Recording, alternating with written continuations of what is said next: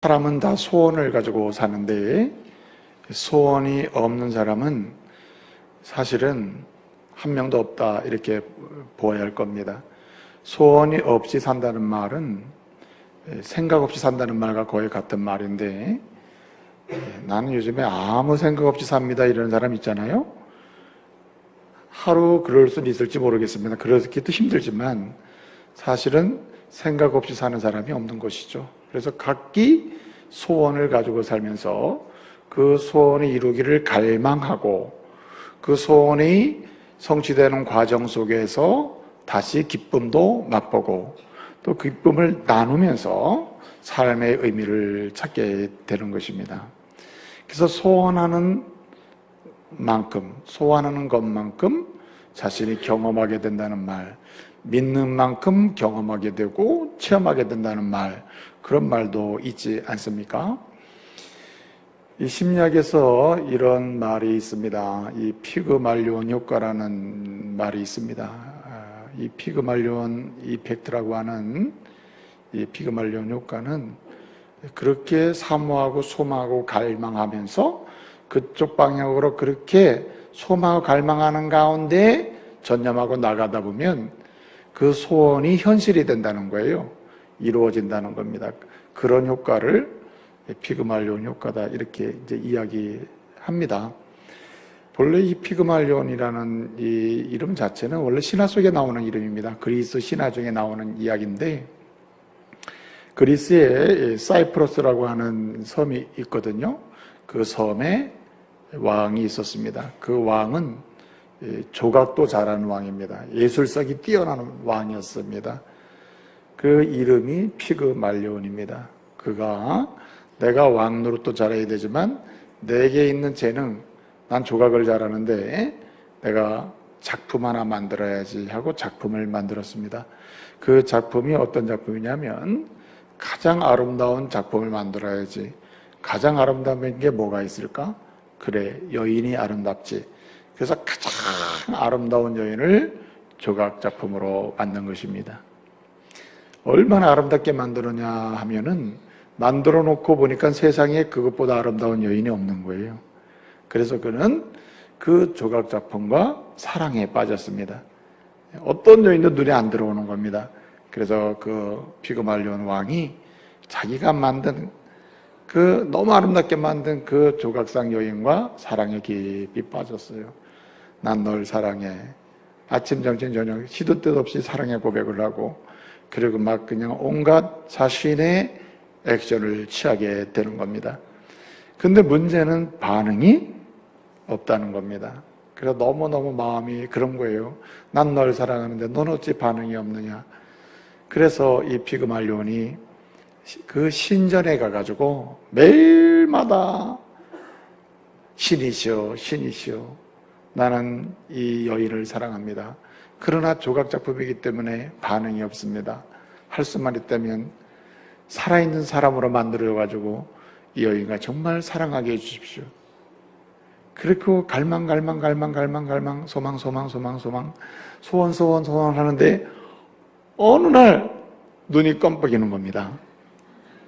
그리고 손이 움직이는 거예요. 난 널 사랑해 하니까 진짜 나도 그러는 겁니다.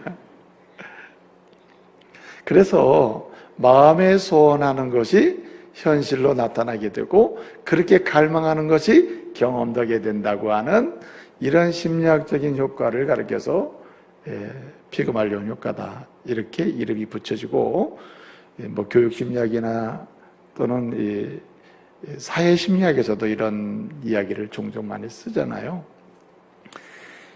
여러분 소원하는 것이 없으면 이루는 것도 없죠. 소원하는 것이 없으면 경험되는 것도 없는 것입니다.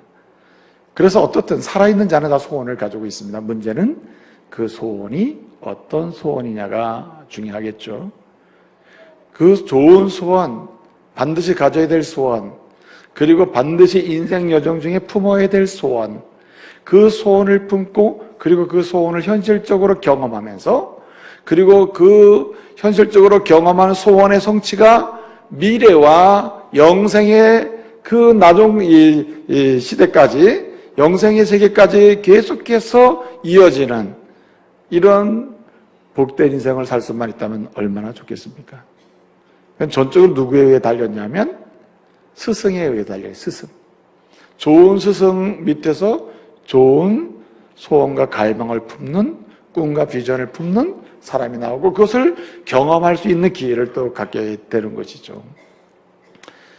여러분 감사하시길 바랍니다.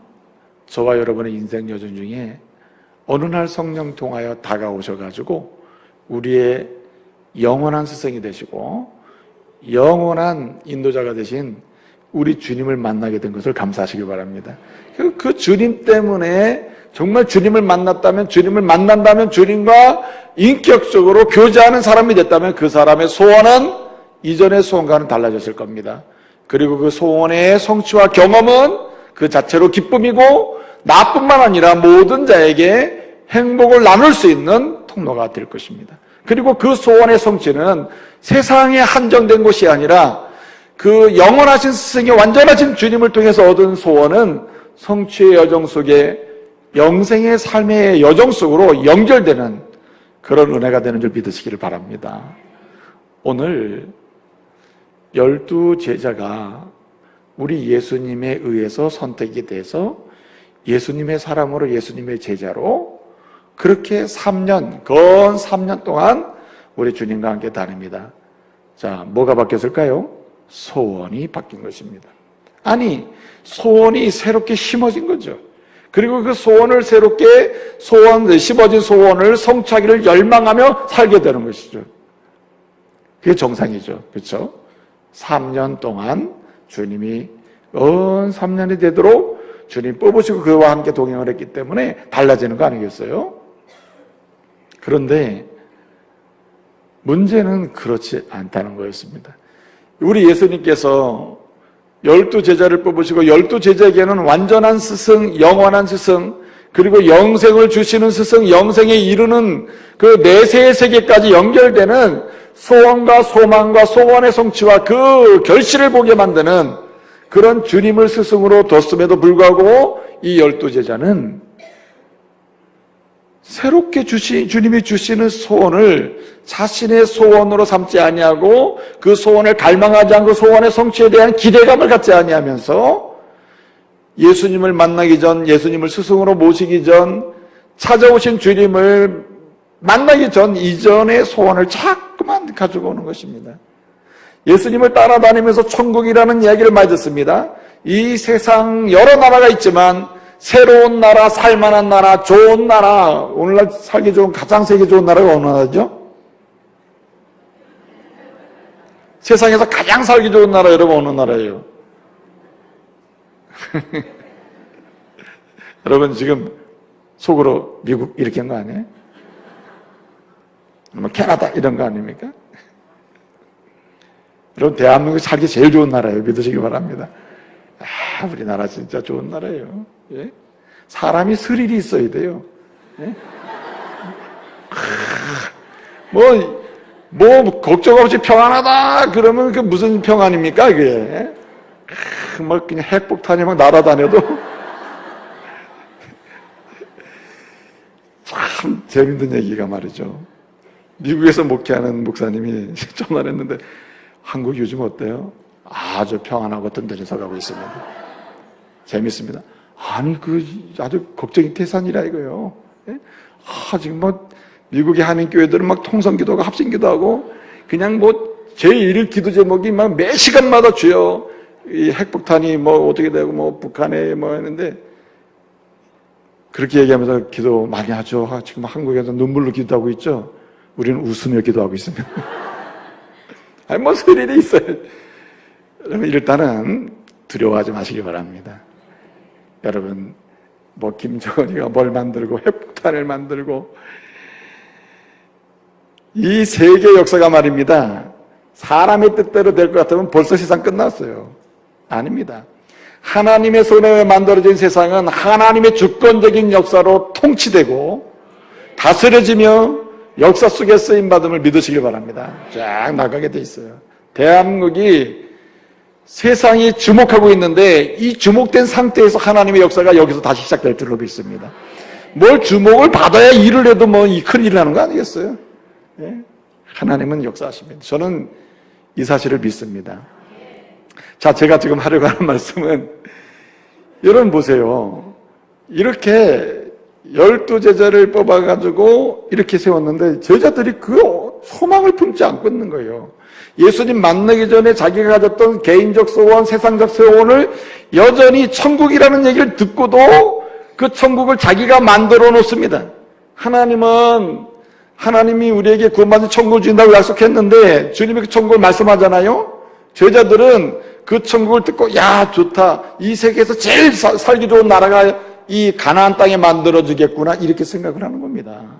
그리고 점점 그때가 가까우니까 여러 사람 중에 12명 뽑혔잖아요. 그러니까 얼마나 좋습니까? 그 뽑힌 상태가 너무 감사하잖아요. 야, 이 세상에서 살기 좋은 가장 좋은 나라가 만들어지면 12명이 뽑혔으니까 일단은 상당 부분 나는 뭔가 내 소원을 쟁취하고 있는 거야. 그런데 문제가 생긴 겁니다. 여러분 12명도 많아 사실은. 결정적인 이 군주 시대에는요 12명은 안 돼요. 그 중에 누구? 한 사람이 중요합니다. 한 사람. 12명 중에 내가 제일 중요한 사람, 내 가장 뛰어난 사람, 가장 큰 사람. 예? 오늘 본 말씀 보게 되면 누가 큽니까? 질문하잖아요. 천국에서 누가 큽니까? 영어는 greatest야. 완전히 최상급이야. 최상급. 누가 최상으로 큽니까? 이렇게 얘기하는 거거든요. 그 말은 12명도 중요하지만 나 10 뽑힌 것도 감사하지만 이걸로는 나 만족 못해 이런 뜻입니다. 그래서 그 중에 한 명 대표, 사실 제일 불안한 사람이 누구였을까요? 여가로 배경을 보면 베드로가 제일 불안한 것 같아요. 왜냐하면 베드로가 제일 많이 사랑받게 했는데 막판에 뒤집히면 어떡해. 그렇잖아요. 그 다음에 뭐 야고보 요한쯤 됐을 것 같아요. 지금 잘 가고 요 상태로만 잘 가면은 마지막에 될 것 같은데 마지막에 뒤집힐 가능성도 있잖아. 세상 논리를 보게 되면 세상 소원 아무리 품어도 마지막에 뒤집어지는 일이 많거든요. 그래서 이 사람들도, 제자들도 마지막에 어떻게 될지 모르니까 지금 확실하게 제일 큰 사람이 뭔지를 확인하고 그 부분을 준비할 필요가 있는 겁니다. 그래서 질문은 주님 오실 때 기가 막히지 않습니까? 그리스도의 통치를 받고 그리스도의 말씀의 통치를 받고 세상 속에 있으나 그리스도를 주인으로 모시며 그의 다스림을 받는 것이 심령의 하나님 나라가 임한 것이고 하나님 나라의 영광을 지금 맛보는 것인데 그러지 않고 있는 엉뚱한 소원을 품고 엉뚱한 소원을 추구하고 있는 제자들을 볼 때 얼마나 마음이 아프냐 이거죠. 거의 몇 년을 지금 같이 다니고 있다고요? 3년을 거의 근데 끝나가고 있단 말이에요.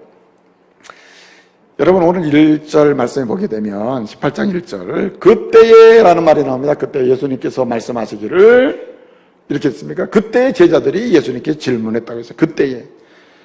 여러분 이 마태복음 복음서에는 그때라는 말이 나와요. 뭔가 이렇게 말씀을 하시다가 그때에 이렇게 말씀이 많이 나오는데 이 그때라는 말이 한글로는 다 그때 이렇게 돼 있는데 이 원문 성경에는 그때라는 말로 번역되는 단어가 딱 2가지가 있습니다. 표현이.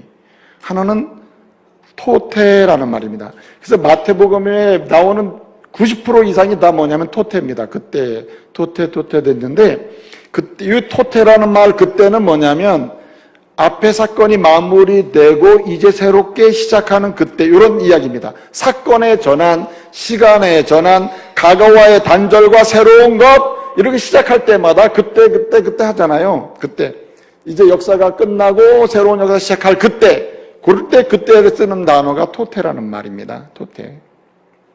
또 한 가지가 있는데 이 그때라는 말은 뭐냐면 단절로서의 그때가 아니라 연속으로서의 그때입니다. 제가 앞에 막 여러 가지 일이 있었는데 그 일과 맞물려서 그 중에 일이 또 하나의 일이 지금 얘기되고 있어. 그때를 얘기하는 겁니다. 단절, 전환, 전혀 새로운 일을 말하려고 하는 그때, 토테. 또 하나는 뭐냐면 연결, 앞에도 이런 일이 있었는데 그 같은 시간 속에서 같은 상황 속에서 계속 이어지고 있는 이야기가 이 이야기다. 그때 말할 땐 그때라고 그래요.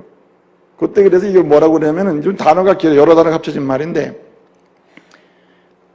엔 에케이노스, 엔이라는 말은 엔 에케이노스 엔 에케이노스 테스 에케이노스 테스 호라 이렇게 되어 있습니다. 엔이라는 말은 뭐냐면 뭐뭐 안에, 에케이노스라는 말은 지시대명사입니다. 이것 앞에 많은 일이 있었을 거 아니에요. 일, 저일, 일 뭐 이런 거 있었을 거 아니에요. 그걸 가리키는 말이고, 테스호라, 테스는 정관사, 영어로 하면 더를 가리킵니다. 호라는 시간을 가리켜요. 그 시간 안에 있는 이것저것 있는데 그 중에 이것도 거기 포함된다. 그때 이런 뜻입니다. 그 이제 직역을 하면 그런 겁니다. 그래서 어떻든 간에 여기 토테라는 그때라는 이 앞에서 있었던 사건과 딱 정리되고 이제 새로운 사건, 새로운 시대, 새로운 상황, 새로운 환경, 새로운 이야기 이렇게 얘기될 때 토테 그때라는 말이 있고 또 하나는 앞에 어떤 특정한 상황과 시간인데 그 시간 속에서 벌어진 일이다. 그 상황 속에서 벌어진 일이다. 연결돼 있다.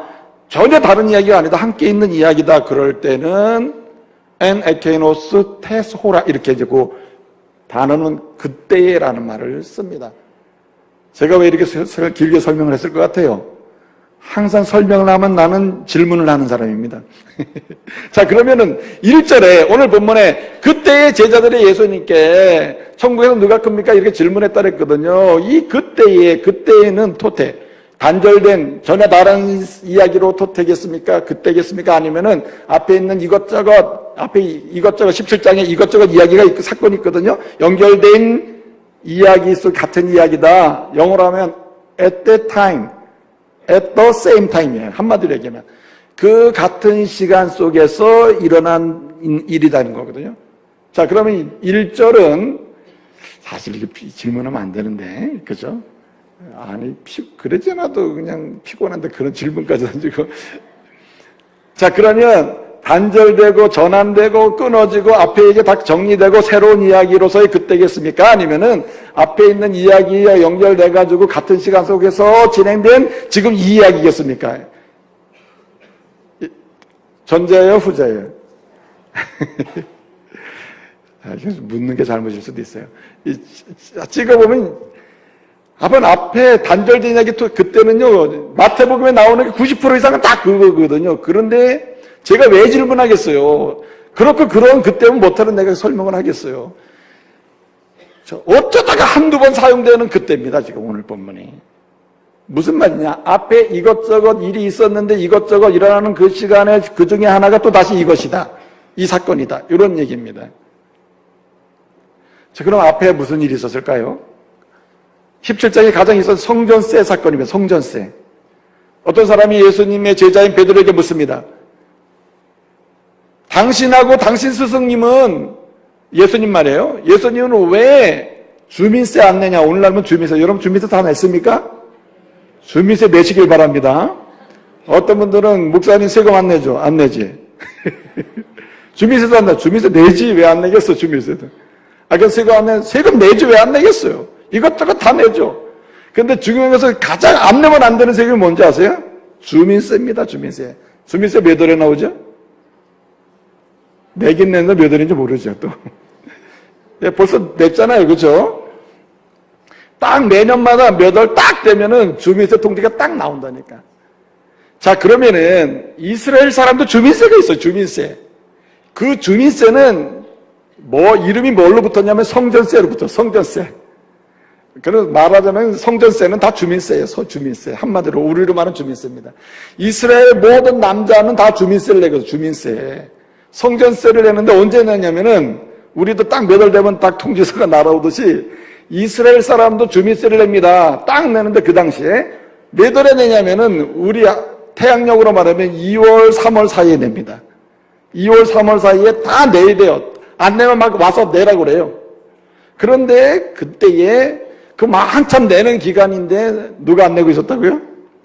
예수님도 유대인인데 안 내고 있고 제자들도 안 내고 있었던 모양이라. 그러니까 사람들이 와서 말하는 걷는 사람이 얘기하는 거예요. 왜 너의 스승하고 너는 주민세 안 내냐? 그러니까 베드로가 뭐라 그랬어요? 아니 낸다니까 내 우리 스승 그런 사람 아니야. 그 대답을 탁 해놓고 방에 들어갔습니다. 예수님 사실 내가 이렇게 대답하고 왔는데 어떻게 하면 좋습니까? 이렇게 설명하려고 했는데 예수님이 다 하시고 뭐라 그랬어요? 네 마음 다 한다 내라 이렇게 했습니다. 그건 돈을 주고 내면 얼마나 좋아. 예? 주님 돈도 안 주시고 가서 내라 그럽니다. 뭐라고 했냐면 갈릴리 바닷가에 가가지고 물고기 잡아라. 물고기 잡으면 첫 번째 잡는 물고기 입에 뭐가 들어있어요? 동전이 들어있을 것인데 두 사람 몫이다 그게. 그래서 그 잡아보니까 진짜 두 사람 될 수 있는 4드라크마가 있는 거예요. 그래가지고 그 드라크마를 갖다 냈다는 얘기입니다. 그러면은 오늘 이 사건과 그거를 왜 그때라는 말로 연결을 시켜가지고 이걸 굉장히 강조하고 있냐면 돈 내라 이게 중요한 게 아닙니다. 성전세 낸 때를 설명하는 거예요. 성전세는 몇 월에 낸다고요? 주민세? 2월하고 3월에 내는데 요 2월, 3월 사이에 그 한 달을 뭐라고 그러냐면은 이스라엘 사람들의 달력으로는 아달월이라고 불러요. 아달월. 그 달의 이름을 아달월이라고 부릅니다. 아달월에 뭐 내냐? 한마디로 주민세 내는 달이야, 주민세. 그런데 예수님이 안 나기 전에 냈단 말이에요. 그거 낸 다음에, 그 다음에 그 낸 사건이 있는 그 같은 시간 안에 지금 이 질문이 있었고 대답을 했다는 뜻입니다. 이게 왜 이렇게 중요하냐면은 예수님이 제자를 뽑아서 복음을 전해서 예수를 믿게 하고 소원이 바꿔졌어요. 마음의 비전과 꿈이 달라졌다고. 그리고 그 꿈을 이룰 수 있도록 주님이 계속해서 은혜를 주신단 말이에요. 그런데 이들의 소원과 마음은 여전히 옛날 거 자꾸만 중심에 놓고 그걸 이루려고 하고 지금도 천국을 자기 멋대로 생각을 해가지고 12명 뽑혔으니 그 중에 최종적으로 자기가 뽑히기로 지금 노력을 하고 있다는 겁니다. 근데 성전세를 내고 나잖아요. 여러분 부활절 언제 지키죠? 9월 달에 부활절을 지킵니까? 우리나라, 대한민국, 한국교회가 부활절 언제 지켜요? 3월이나 4월에 지킨다고. 이게 옮겨 다니잖아요, 이렇게. 3월 마지막 주, 3월 주, 셋째 주, 뭐 4월 첫째 주 이렇게 옮기잖아요. 이건 무엇과 맞물려 가냐면은 이스라엘 사람들이 6월절을 지킨 날과 맞물려 가는 거예요. 사실 그럴 필요도 없는데 지금은. 딱 날 정해가지고 4월 첫째 주 이렇게 지켜도 되는데 이렇게 이렇게 날짜가 잠깐 바뀌잖아요. 그런데 그건 뭐예요? 왜 그러냐면 6월절 때문에 6월절에 죄를 사하기 위해 이스라엘 사람들은 어린 양을 잡아드리거든요. 그런데 우리의 죄를 사하시기 위해서 오신 우리 예수님이 언제 돌아가십니까? 6월절에 어린 양으로 우리를 위해 십자가에 죽으시는 겁니다. 자, 그런데 6월절은 언제냐? 6월절은 니산월 14일에 지킵니다. 니산월은 이스라엘 달력으로 말하면 아달월 그 다음에 다음 달이 뭐냐면 니산월입니다. 니산월. 아달월이 2, 3월에 지키면은 3, 4월은 니산월이에요. 니산월. 이스라엘 달력으로 하면. 그러니까 성전세를 내는 요 사건이 있었다. 그리고 이 질문했다. 기가 막히다 이런 뜻이에요. 이 상황이. 왜 기가 막히냐? 겨우 4년, 3년이 다 돼가도록 가르치고 소원도 하나님 기뻐하신 소원을 가르쳐주고 소원을 품고 그 소원을 이루기를 갈망하도록 했는데 여전히 세상 소원을 품고 있다 이거예요. 이게 얼마나 기가 막히냐. 왜냐하면 성전세를 내는 상황이 아달월인데 그 다음 달이 니산월이에요. 니산월 14일이 그 다음 달 14일이 뭐 하는 날이냐면 6월절인데 이제 우리 예수님이 십자가에 돌아가실 날이 근 한 달밖에 안 남았다 이런 뜻이에요. 한 달. 그 다음 달이 십자가에 죽으시는 날이요. 6월절에. 그런데 이렇게 십자가에 죽기까지 십자가에 죽으실 그 날이 다가와 오기까지 열심히 예수님이 3년 거의 다 되도록 가르쳤는데 소원은 받기커녕 온갖 천국을 하나님의 말씀대로 생각하기는커녕 세상적으로 세상의 소원을 품고 그러고 있으니 우리 예수님이 얼마나 답답하셨겠어요.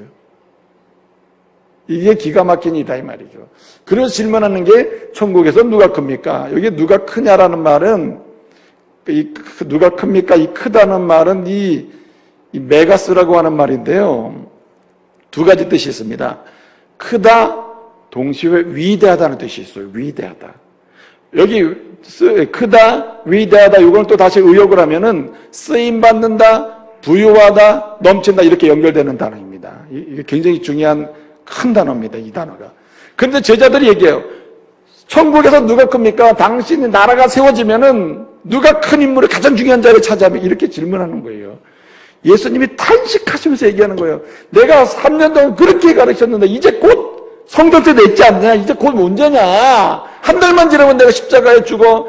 내가 너희를 위해 제3의 은혜를 베풀 텐데 아직도 이 은혜를 모르고 있고 이것을 깨닫지 못하고 이렇게 말씀하고 있는 거예요. 여러분 3년 동안 예수님이 제자들에게 주신 게 뭘까요?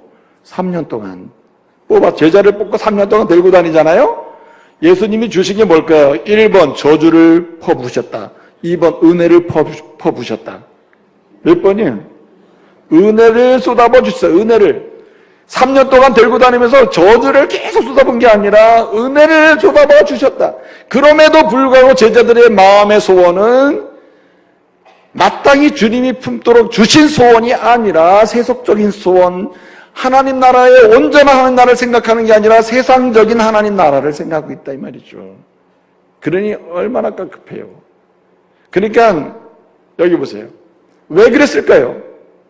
분명히 주님은 은혜를 주셨는데 다양한 피로도, 감동도, 기쁨도, 평안도, 사랑도, 자유도, 올바름도, 의의 말씀도 주셨는데 어쩌면 이 사람들은 그렇게 됐을까요? 은혜는 계속 주셨는데 이유가 뭘까요? 왜 이들의 소원은 세속적인 소원, 세상적인 사고방식, 세상적인 기쁨을 누리려고 하고 성취를 경험하려고 했을까요? 이유가 뭘까요? 은혜는 주셨는데 문제는 뭐가 문제입니까? 은혜를 받지 않는 게 문제죠. 은혜는 주셨는데 은혜를 안 받는 게 문제입니다. 은혜가 들어가면 치유가 일어나요. 은혜가 들어가면 변화가 일어납니다. 은혜가 들어가면 인격이 바뀌고, 은혜가 들어가면 소망이 바뀌고, 비전이 바뀌고, 꿈도 바뀌어요. 은혜가 들어가면 삶의 여정이 보는 눈이 바뀝니다. 나를 위한 모든 사람들을, 필요에 대한 모든 눈이 내가 당신을 위해서 어떻게 필요한 인물이 될 수를 방향이 전환된단 말이에요. 시각이 바뀐단 말이에요. 시각이. 뭐가 들어가면? 은혜가 들어가면. 문제가 뭡니까? 제자들은 3년 동안 쫓아내는데 은혜는 계속 주셨는데 그들의 심성에 뭐가 들어갈 틈이 없어요. 은혜가 들어갈 틈이 없는 겁니다. 은혜가 안 들어가는 거예요. 은혜를 못 받는 거죠. 안 받는 거죠. 데이비 시멘스라고 사는 사람이 있습니다. 이 사람이 쓴 책 중에 치유받는 은혜라는 책이 있습니다. 한마디로 은혜는 치유가 일어난다. 은혜가 들어가면 변화가 일어나. 은혜가 일어나면 미래를 보게 된다. 은혜가 들어가면 현재만 보던 사람이, 이 세상만 보던 사람이 내세, 영원한 세계도 보게 된다. 은혜가 들어가면 자기만 아는 사람이, 모든 걸 자기를 위해 필요로 여기던 사람이 세상을 위한 자기가 필요한 인물로 어떻게 섬길지를 보게 된다. 다 변화가 일어난다는 거예요. 그런데 문제가 뭐냐? 데이비 시멘스는 이런 얘기예요. 왜 은혜 못 받느냐? 은혜는 주는데 은혜가 왜 들어가지 못하느냐? 은혜를 가로막는 세 가지 이유가 있답니다. 은혜를 가로막는 세 가지 이유. 은혜를 퍼부어도 은혜가 흘러다 딴 데로 가 그 속에 들어가지 못하는 이유, 방해물이 세 가지가 있대요. 첫째는 자기의존입니다. 자기의존. 아무도 자기만 의존하는 사는 사람. 둘째는 개인주의. 모든 사람이 나를 위해 존재하는 거면 나를 위해서. 세 번째는 행동주의. 마음은 변하지 않고 행동만 살살살살 해가지고 자기가 원하는 걸 추구하는 이러한 왜곡된 행동주의가 은혜가 들어가지 못하게 만든다는 겁니다. 자, 보세요. 오늘 주님은 한 달여 정도 남겨놓고 이제 십자가를 지셔야 될 상황인데도 불구하고 제자들이 이런 상황이 있을 때 주님은 말씀하신 겁니다. 치유받아야 된다는 거예요. 치유받아. 너희가 좀 하나님 나라의 큰 자가 되기를 원하는데 정말 하나님 나라 큰 사람이 되라. 내가 그게 원하는 것이다. 큰 사람 되는 소원을 좀 가져라.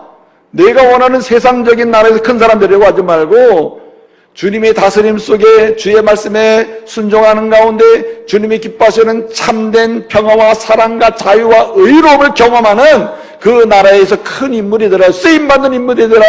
위대한 인물이 되라는 거예요. 내가 주는 은혜를 뭐하라? 받으라는 겁니다. 은혜를 받기 위해서는 치유가 있어야 돼요. 치유가. 여러분, 어떤 사람이 은혜를 받아서 하나님께 쓰임받는 사람이요, 위대한 사람이요, 역할을 감당하는 사람이요, 세상을 향해서 기여하는 인물이요, 영생을 경험하는 사람으로 살 수 있냐 말이에요. 오늘 그 말씀을 하시는 거예요. 첫째는 절대적으로 하나님을 의존하는 자임을 믿으시기 바랍니다. 오직 하나님만 의존하는 사람이에요. 하나님만 의존하는 사람. 하나님만 의지하고 믿고 신뢰하는 사람이에요. 오늘 말씀해 보니까 3절에 이런 말씀이 있습니다. 너희가 돌이켜 어린아이와 같지 아니하면 천국에 들어가지 못한다. 큰 사람 될 수 없다. 이런 뜻입니다. 들어가지도 큰 사람 되지 못한다. 누구 같지 않으면? 어린아이 같지 아니하면. 여기 어린아이 같아야 된다는 말입니다. 어린아이 같아야 된다는 말은 어린아이가 부모를, 어머니를 절대적으로 의존하듯이 그렇게 나의 제자들은 나를 뭐예요? 의존해라. 그게 믿음이라는 거죠. 여러분 생각이 아니 어린아이처럼 하느냐? 어린아이도 욕심이 많아요. 저는 어린아이랑 좀 친한 편입니다. 아이랑. 어린아이들은 얘기도 좀 잘하는 편이에요. 2세, 3세 아이들 얘기 잘해요. 얘기를 하잖아요? 그럼 날 좋아해요, 애들이. 조금만 지나면 좋아합니다. 얘기 시작하면. 좋아서 애가 꽉 쥐고 있는 게 있거든요. 과자 같은 거. 꽉 쥐고 나랑 좋아해. 이거 꽉 쥐고 좋아합니다. 막 웃고 막 재밌게 합니다. 그래서 맨 마지막에 손을 이렇게 펴면서 이거 뭐 하나 주면 안 될까? 이렇게 뺏어가려고 그러잖아요. 싫어! 그렇게 재밌게 놀아놓고도 막판에는 안 준다고. 여러분, 이런 아이가 왜 욕심 있는 거 아닙니까? 근데 무슨 어린아이 같이 되는 겁니까? 그도 역시 본성적으로 죄인이고 본성이 욕심 있는 거죠. 그런데 어린아이 같이 되라는 말의 핵심은 뭐냐면 절대적으로 아기가 엄마를 의존하듯이 그렇게 하나님을 절대로 의존하라는 말이에요. 여러분, 우리 어머니들이 교육을 시키잖아요. 그래가지고 이제 좀 잘하면 우리 아이를 이제 영화부에 들여보내서 찬송도 배우고 말씀도 배우고 이렇게 양육해야지. 그리고 엄마가 이제 어느 날 마음을 먹고 너 영화부 가서 성경도 배우고 선생님과 재밌게 놀고 노래도 하고 그렇게 할래? 그러면 애들이 좋아해요. 알았어, 엄마 나 그렇게 하고 싶어. 그래가지고 엄마가 나를 잡아서 아이를 영화부 실 앞에까지 갑니다. 그래서 애가 뭐 좋아가지고 가요. 간 다음에 어떻게 했냐면은 너 이제 여기 들어가서 선생님하고 재밌게 너 엄마 저 위에 가서 예배 드리고 올게. 그리고 손 띄고 갈라 그러잖아요. 싫어, 나 안 들어가. 너 좋다 그랬잖아. 들어간다 그랬잖아. 싫어 그래가지고 그때부터 우는 겁니다. 그래서 2-3번 어디로 들고 와야 돼요? 다시 본당으로 데리고 와야 돼요. 본당. 왜 그래요? 아이는 모든 것이 다 누가 있는 범위 내에서? 엄마가 있는 범위 내에서 가능한 겁니다. 노래도 예배도 뭐 공부도 노는 것도 엄마가 있을 때 예스지. 엄마 없으면 노야. 안 된다 이거예요. 절대 의존을 설명하고 있는 절대 의존.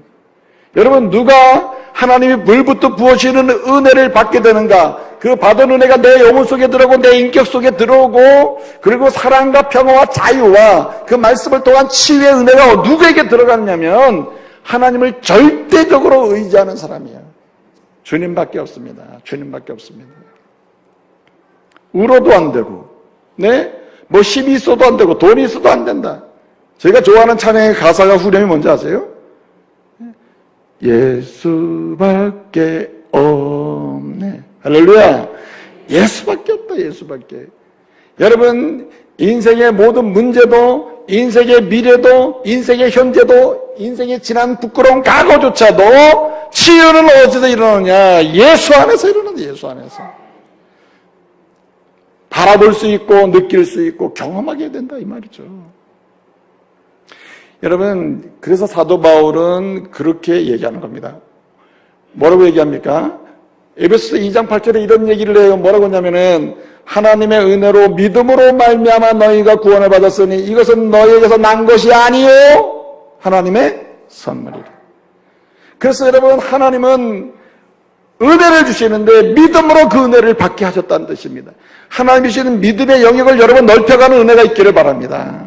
그래서 오늘 말씀 보게 되면 어린아이 같아라 절대 의존. 사실은 어린아이가 부족한 게 많죠. 문제도 있잖아요. 그런데 어린아이 같아라 절대 의존해라. 그러면서 앞에 하는 말이 뭐냐면 너희가 돌이켜 어린아이가 같아라. 돌이켜라. 여기 돌이킨다는 말은 스트레포라고 하는 말인데 방향전환을 의미해요. 물리적인 방향전환. 예컨대 제가 여러분을 이렇게 보고 있으면 여러분 이렇게 보고 있을 때 일이 일어나는 거 아닙니까? 근데 여러분 만약에 제가 이렇게 서가지고 여러분 은혜 받으세요. 뭐 하는 거야? 지금 여러분 그럴 거 아니에요? 그렇죠? 여러분 방향전환입니다. 이렇게 보고 있는 사람이 너희는 돌이켜 예수님이 이쪽에 계신다. 예수님 반대편 이렇게 보는 사람 너희는 돌이켜 예수님을 향하여 보면 그게 어린아이 같아지는 거예요. 할렐루야. 주님 보는 계신 쪽으로 방향을 틀어대는 것입니다. 그런데 방향만 트는 게 아니에요. 마음도 언어도 행실도 틀어대는 거예요. 누가 좋은 대로 주님이 원하시는 대로.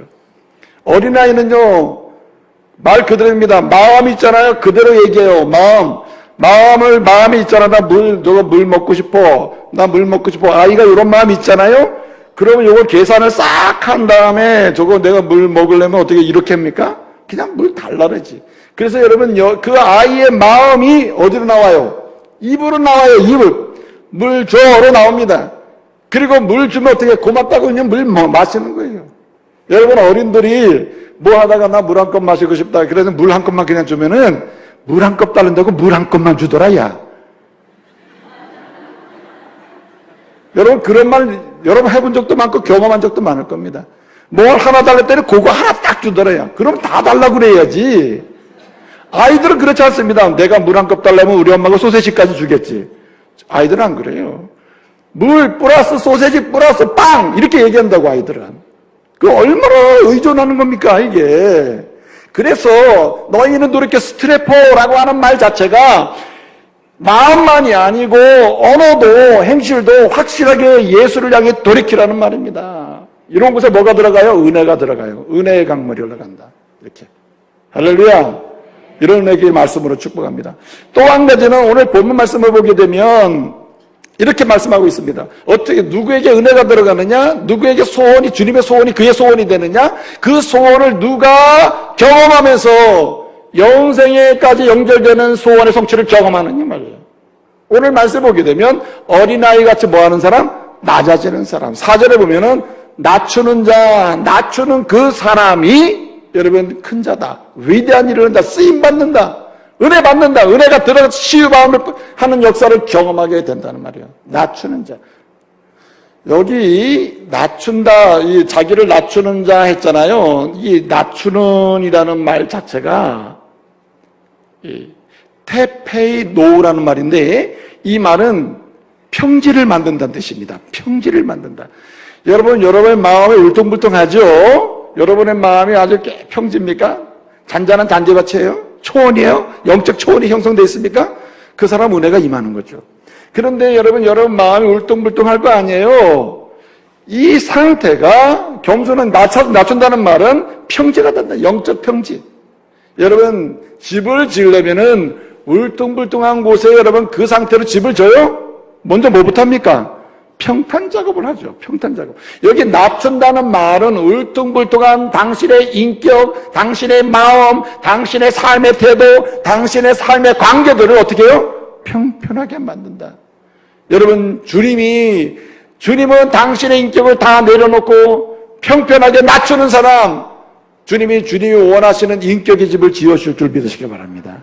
당신의 온갖 육체의 질병, 여러 가지 질병이 많죠. 주님 앞에 다 내려놓습니다. 주님, 내 머리끝부터 발끝까지 내 질병이 얼마나 많은지 모릅니다. 막을 수 없는 연약함이 있습니다. 주님 앞에 내려놓습니다. 주님 앞에 평탄하게 되기를 원합니다. 주님이 치료하실 것 치료하시고 건강의 집을 지어줄 줄 믿습니다. 뭘 평탄한데 집 지어주는 거 아니에요? 그게 뭡니까? 낮아지는 것이다. 여러분 겸손은 오늘 본문에 겸손의 의미가 있는데 이 겸손은 사람들한테 그냥 잠깐 좀 낮아지고 좀 겸손해져야지 이런 얘기의 겸손이 아니에요. 근원적으로 당신의 영혼과 인격이 평탄해지는 거예요. 누구의 이름으로? 주님의 이름으로. 그래서 여러분 우리는 낮출 때의 은혜가 임합니다. 여러분 물은 절대 거꾸로 안 올라가잖아요. 은혜는 높은 하늘로부터 낮은 곳에 임하게 되는 것입니다. 마음이 평탄해진 곳에 여러분 물이 흐르게 되는 거예요. 여러분 이사야는 노래하고 있습니다. 주님 재림하실 때에 메시아가 오실 때에 이 땅에 여러분 사막에 뭐가 흘러요? 강이 흐른다. 초원이 만들어지고 강이 나고 물이 흐른다. 얼마나 놀라운 변화입니까? 여러분 그 모든 걸 높은 산들이 낮아지고 이렇게 노래합니다. 이사야는 무슨 말입니까? 평탄하게 된다. 여기에 하나님의 은혜가 임한단 말입니다. 주님의 메시아의 은혜, 재림하시는 주님의 은혜, 성령을 통해서 고치시는 은혜, 변화의 은혜는 어디 임하는가? 평탄한 곳, 낮아지는 곳에 임한다. 낮아지는 곳에. 여러분 톨스토이라는 문학 작가는요 그런 말을 했어요. 사람이 가장 자유로울 때는 언제냐? 가장 자유를 만끽할 때는 겸손할 때이고 가장 강하고 힘이 있을 때도 겸손할 때다. 이런 얘기합니다. 그 말은 핵심 낮추는 겁니다. 낮추는 거. 오늘 또 한 가지 말씀을 드리고 싶습니다. 오늘 말씀 보니까 누가 하나님의 은혜가 들어가서 소망도 소원도 꿈도 그리고 그 성취되는 그 경험 과정도 새롭게 되느냐, 쓰임받는 위대한 하나님의 인물이 되느냐. 오늘 말씀 보게 되면은 5절에 이렇게 말씀하고 있습니다. 어린아이를 영접하는 자. 오늘 말씀 뒷면을 보면 소자를 영접하는 자 이렇게 얘기하고 있습니다.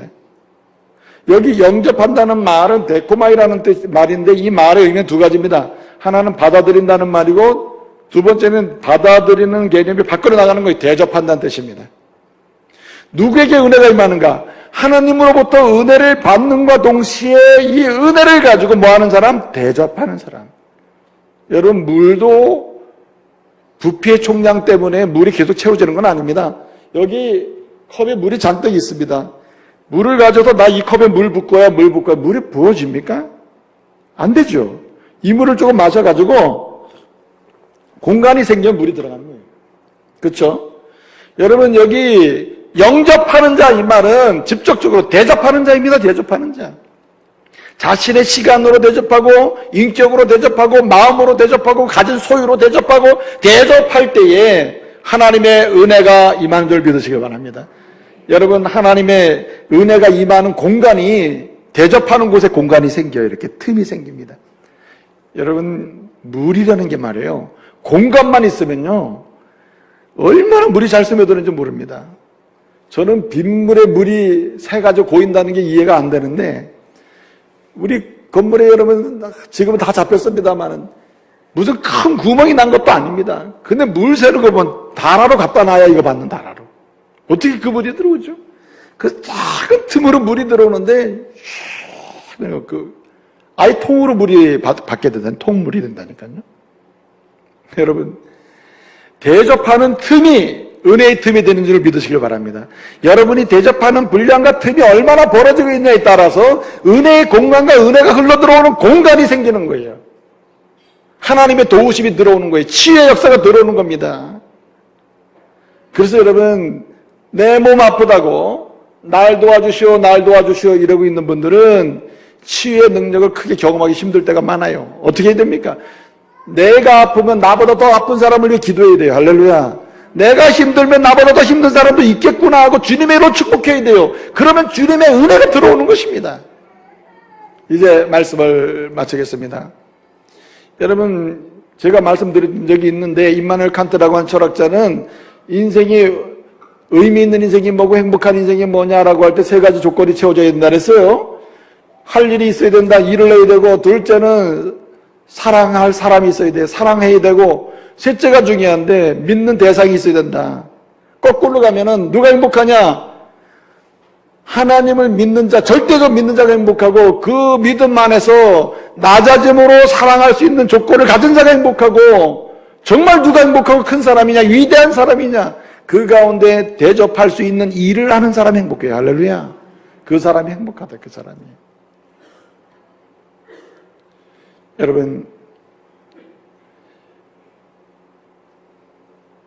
우리가 반드시 해야 될 일이 있지만 하지 말아야 될 말이 있어요. 하지 말아야 될 일이 무엇인가 하면, 그 카네기라는 사람이 성공하려면 이 말은 하지 말아야 된다. 실패한 사람은 이 말만 반복하더라. 그 뭘 반복하느냐? 맨날 없다, 다 잃어버렸다, 아유 끝났어 이러고 사는 사람. 그 사람은 성공이라는 말이 그에게는 아예 존재하지 않는다. 여러분, 아무것도 없어도 따라서요. 남은 것이 있다. 남은 것이 있다. 다 잃어버려도 남은 것이 있고, 끝난 것 같아도 따라서 이제 시작이다. 예? 다 끝났다. 이제 내 이제 지겹다. 이제 끝났다. 그럴 때 여러분, 이제 시작이다. 예? 그리고 난 아무것도 없다 이런 생각이 들 때, 그래도 생명이 있고 내 몸이 있고 생각할 여유가 있고, 할렐루야.